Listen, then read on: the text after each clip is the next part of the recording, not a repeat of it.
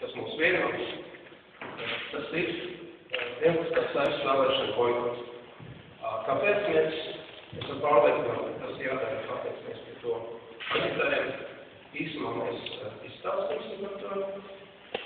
Un nākošais jautājums, kas ir svarīgs, mēs visi šīs 4 organizācijas esam nedaudz radikāli, un mūsu uzskats ir tāds, ka vajag valstī kaut ko izmainīt, nopietni kaut ko izmainīt, ir vajadzīgi diezgan radikāls pārmaiņas.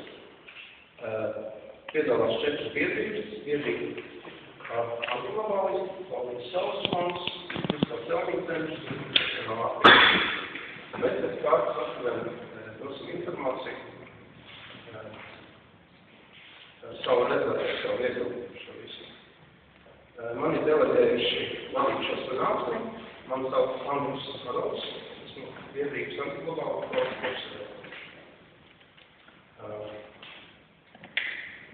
dienas kārtība ieturēt tādu, ka nedaudz katru biedrību pastāstīs, kā viņu saprot, kā viņu redz cēlumus, kāpēc ir izveidojusies Latvijā tāda situācija.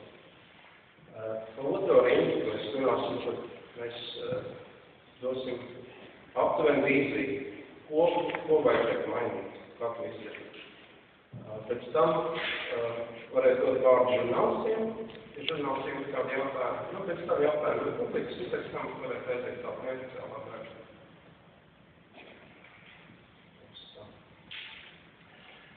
Kāpēc Latvijā izveidojusies tāda situācija? Pēc biedrības antiglobālistas un rīcībā esošas informācijas tās nav labīgi raksturs. Ļoti grūti izskaidrot tikai ar politiku neprofesionalitāti, muļķību vai vērtību.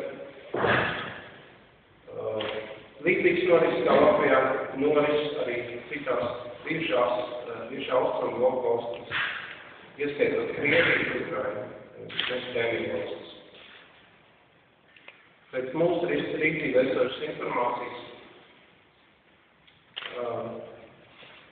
tas, kas pašlaik notiek gan Latvijā, gan mūsu blakus valstīs, ir viena globāla, liela un sena plāna sastāvdaļas. Mērķis ir iznīcināt visus suverēnu neatkarīgo valsts ekonomikas. Mērķis ir iznīcināt visus neatkarīgus suverēnas valsts, nacionālas valsts, nacionālas atbildības valsts. Ne tikai Latvijā, bet arī Ukraina, Krievija, Lielbritānija, Kanāda, to pašu ASV. Iznīcināt šis nacionālas valsts un nodibināt pārnacionālu visas pasaules pārvaldes sistēmu, kas saucas jaunā pasaules kārtība, angliski New World Order, krīzes nolīdz par iespēju. Ko tas nozīmē? Tas nozīmē